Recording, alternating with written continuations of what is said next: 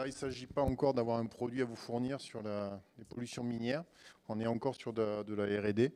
Et c'était un cas d'étude vraiment spectaculaire qui nous a permis d'avancer justement sur la compréhension comment le produit satellite pouvait être intéressant pour suivre des catastrophes environnementales dans le cas de problèmes miniers. C'est vraiment une catastrophe qui est arrivée en une minute. Un barrage en fait qui s'est effondré, qui a causé la mort de 300 personnes immédiatement dans la proximité immédiate de ce barrage minier. Donc ce sont des résidus secs, mais en fait qui n'étaient plus trop secs et qui se sont effondrés en fait en janvier 2019 au Brésil et qui se sont propagés dans l'environnement. Donc on voit un fleuve de boue en fait qui s'est propagé après dans le système fluvial à l'aval, et qui a causé évidemment un arrêt total de tous les usages multiples sur ce bassin versant, irrigation, alimentation, pêche, hydroélectricité, avec potentiellement le risque d'impacter des centaines, voire des milliers de kilomètres de cours d'eau, comme je vais vous le montrer.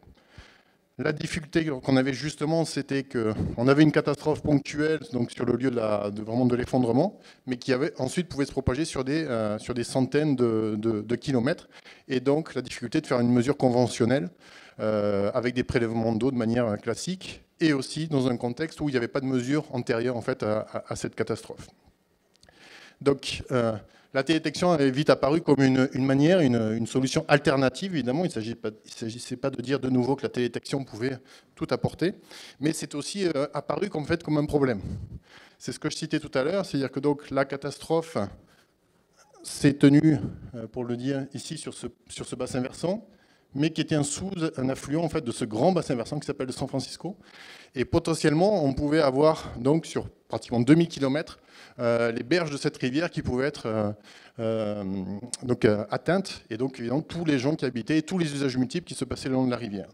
Et très rapidement sont apparues des études de télédétection qui sont sorties d'ONG, de centres de recherche, commençant à dire, alors je vais vous le traduire en portugais, celui du haut, et donc c'était vraiment une problématique au niveau national. On ne parle pas de petits entrefilés dans une revue régionale, qui disait, dans l'étude du dessus, donc cette fondation-là dit que les rejets de la catastrophe de Brumadinho sont arrivés dans le fleuve San Francisco, qui était ce grand fleuve qui arrive après à l'océan Atlantique.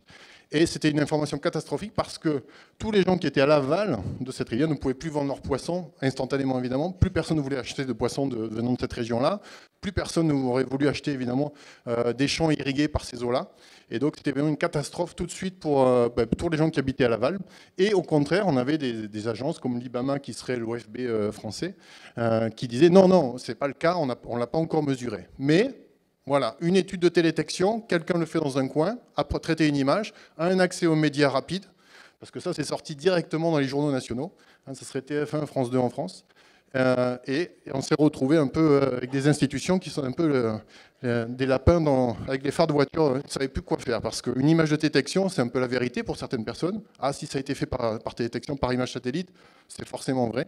Et donc on s'est retrouvé en fait à être sollicité pour dire non, regardez en fait, si on fait vraiment les vrais traitements satellites, ça ne va pas marcher. Dans ce cas-là, par exemple, dans cette étude-là, ils avaient fait tout simplement une étude avant-après du signal satellite, mais sans prendre en compte la variabilité en fait, de l'eau de la rivière, de la couleur de l'eau de la rivière, et parce qu'il y avait une augmentation en fait, du signal, c'était parce qu'il y avait eu un problème minier et que l'eau était arrivée et avait contaminé. Donc c'était vraiment une grosse problématique environnementale. Donc on s'est retrouvé dans une vraie mission commando avec la police fédérale du Brésil, qui est un organisme en fait, comme le FBI américain, où on a travaillé avec l'agence de l'eau, on a eu des moyens assez fantastiques, des hélicoptères pour faire on a mis des caméras hyper spectrales ici qui étaient sur l'hélicoptère en bas. On est allé au plus près vraiment des rejets miniers qui étaient le long de la catastrophe. Et on a utilisé des drones aussi. Donc l'approche qu'on a mis en place, justement, c'était une approche multi-échelle.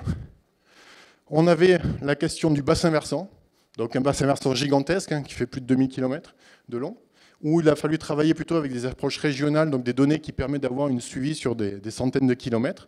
Donc on a travaillé plutôt avec de la basse résolution spatiale, des données MODIS Sentinel-3, mais qui permettent d'imager des milliers de kilomètres en un seul passage satellite. Puis on a travaillé sur des images Sentinel-2 qui, elles, permettent de suivre sur 10, 20, 30, 50 kilomètres en fait, le linéaire fluvial.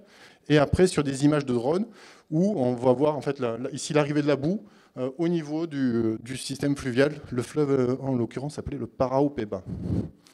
Donc là, c'était par exemple le lendemain de la catastrophe, le fleuve de boue ici, c'est moi qui vais tomber, ici s'est effondré et s'est propagé en fait dans la rivière qui se situait juste ici. Ça, c'était le jour d'après. 5-6 jours plus tard, en fait, ce fleuve de boue, là, on voyait, en fait, on voit pas très bien, mais on voit la couleur de l'eau ici, du fleuve, qui est complètement altérée, évidemment, à l'aval, en fonction de la présence de ces rejets. Hein, le fleuve, en fait, a été complètement ensablé de ces sédiments miniers, et ils étaient remobilisés à chaque pluie, augmentation de la crue, et le sédiment continuait à avancer. Et à une vingtaine de kilomètres en aval, en fait, on voyait très bien par satellite, on avait un petit barrage hydroélectrique ici, et on voyait très bien comment le barrage, en fait, on voit ici la couleur de l'eau qui va changer, va en fait à stocker tout ce matériel minier et se retrouver dans ce lac de barrage. Et après, on voyait une couleur de l'eau qui était beaucoup plus normale en fait vis-à-vis de la qualité de ces eaux-là, qui sont déjà des eaux fortement turbinées naturellement. Donc, l'image satellite ici nous permettait de dire non, la propagation de la pollution minière en fait s'arrêtait à peu près à cet intervalle spatial, dans une échelle de 20 km à peu près. Mais évidemment, l'idée, c'était vraiment de faire une caractérisation optique, pas de faire juste du quantitatif, du qualitatif, mais du quantitatif. Donc on a fait beaucoup de mesures de terrain. Et comme le disait Guillaume tout à l'heure, on s'est retrouvé dans des classes optiques inconnues. Donc par exemple, la courbe bleue, c'est une courbe espérée spectrale, donc une réflectance en fonction de la longueur d'onde, de 400 nanomètres le bleu jusqu'à l'infrarouge. Et en fait, à mesure qu'on avait des sédiments miniers qui rentraient dans l'eau, on se retrouvait avec des concentrations incroyables de 2500 mg par litre et une forme spectrale totalement atypique, avec une réflectance qui diminuait en fonction de la concentration. Normalement, la réflectance augmente en fonction de la concentration ou elle sature. Là, on avait un effondrement de la réflectance en fonction de la présence en fait, d'oxyde de fer dans les eaux, et qui donc rendait complètement invalide en fait, la détection classique de la concentration. Et quelqu'un qui aurait justement fait une analyse, quelqu'un qui va travailler par exemple sur des thématiques forestières, je vais faire un avant et un après tout simplement, hein, comme quelqu'un qui veut faire regarder si une parcelle a été déforestée, je prends une image avant, je prends une image après. Mais là, on pourrait se dire, ben non, en fait, la réflectance a chuté par rapport à une réflectance normale. Donc mon fleuve, en fait, n'a rien, ou au contraire, quelqu'un pourrait interpréter ça de manière différente. Mais la chance qu'on a, c'est qu'on a une information spectrale. Donc ici, on a 250 canaux avec les équipements qu'on a utilisés sur le terrain. Et on s'est aperçu qu'on pouvait normaliser en fait, notre signature spectrale en regardant différentes longueurs d'onde. Donc on pouvait en fait détecter la présence du sédiment minier, mais aussi le quantifier. Donc je ne vais pas rentrer dans tous les détails, malheureusement on n'a pas le temps pour ça, mais nos mesures, en fait, par exemple, on s'est aperçu en regardant des coefficients d'absorption, de réflectance, sur des prélèvements d'eau réalisés à des localisations différentes, proches de la mine et loin de la mine, pour des concentrations égales, devraient avoir à peu près la même signature. On s'est aperçu que la réflectance non avait changé en fonction de la contamination, et notamment que le coefficient d'absorption de la lumière, par la phase particulière, augmentait. Ça nous a permis en fait, de monter des indices radiométriques ou en faisant des analyses géochimiques sur la présence notamment d'hématite, gothite dans les sédiments miniers, on a pu montrer que l'indice radiométrique nous permettait vraiment de discriminer ce qui était à faible teneur en hématite d'origine de la mine et ce qui était à forte teneur, et à forte teneur justement d'origine de la mine et ce qui était en fait le background naturel du bassin versant puisqu'on a toujours évidemment des sédiments dans ces eaux-là. Et après, ça s'est transformé, vraiment, on a appliqué ça sur l'imagerie satellite. Donc on a fait vraiment ce travail de terrain, caractérisation des propriétés optiques. On était vraiment sur de l'inconnu, ça n'a jamais été fait. Donc on ne pouvait pas se dire, je vais prendre la publication de telle personne et l'appliquer. On a créé le savoir dans ce cas-là. Et on a utilisé l'imagerie satellite. Alors on a d'abord utilisé l'imagerie basse résolution sur des lacs, des grands lacs à l'aval, où on a fait une estimation de la matière en suspension au cours du temps. Là, en fait, on a l'année 2019 et on va suivre en fait, l'arrivée de matériel sédimentaire. Et grâce à l'imagerie satellite, dans le cas de l'imagerie MODIS, on arrive à avoir une archive de 20 ans. Donc on a pu créer une climatologie moyenne des concentrations sur ce lac-là, ce lac de barrage qui était à l'aval. Pour donner une idée, ce lac de barrage, dès qu'il y a eu l'accident, il a décidé d'ouvrir les vannes. Il ne voulait surtout pas recevoir de matériel sédimentaire pollué et le stocker dans son lac de barrage, donc il a ouvert les vannes, tout simplement. Il s'est dit, moi, pendant 1 mois, 2 mois, je laisse le cours d'eau circuler et comme ça, je n'aurai pas d'accumulation de matière sédimentaire. C'était pour vous montrer un peu l'impact que les gens anticipaient, en fait, et tous les usages multiples ont été touchés. Donc on voyait, là, on pouvait suivre l'arrivée du matériel sédimentaire par ces imageries-là, et avec l'Agence de l'eau du Brésil, on a émis en fait un rapport qui était fait par l'agence de l'eau, qui traitait la donnée et qui puis après, par segment, faisait une estimation de la concentration en matière en suspension et pouvait donner une information sur l'évaluation de la masse d'eau au cours du temps, tous les 5 jours, pardon, en fonction évidemment de la météorologie. On avait donc la catastrophe s'est tenue ici et on pouvait voir cette évolution-là.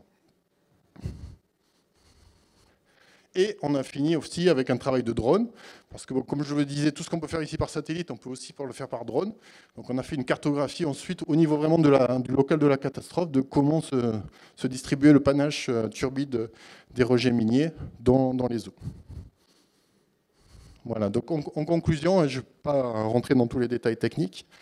Moi, ce que j'ai trouvé intéressant, c'est que même s'il y a ce risque, évidemment, que l'information de détection arrive un peu de manière abrupte et peut être maintenant fournie par n'importe quel acteur, donc je pense que c'est important que les ministères et les grandes institutions qui ont des lacs, des rivières à gérer, il faut qu'ils prennent ça en compte. Maintenant, vous allez être confronté à des produits de détection qui vont être fournis par n'importe qui, par une ONG qui va être des États-Unis ou je ne sais pas où, et qui va pouvoir venir vous fournir des produits, et vous ne saurez pas trop quoi en penser si vous n'avez pas déjà, vous, la connaissance, ou en tout cas un a priori sur les méthodes qui ont été utilisées. C'est très facile dans ce cas-là, par exemple, qu'on a eu de disqualifier en fait, la méthode, hein, parce qu'il y avait une méthode qui avait été proposée, et moi-même, on m'a demandé en fait, de rédiger en fait, un rapport pour disqualifier la méthode, basé évidemment sur une connaissance technique, et ce qu'on va faire au sein du CES, donc tant au niveau de l'eutrophisation que de la partie plus sédimentaire, nous pouvons fournir ce type d'informations, je pense, en partenariat avec vos institutions. Malgré tout, ce que j'ai trouvé intéressant, c'est que justement la détection a été vue très vite comme une information impartiale.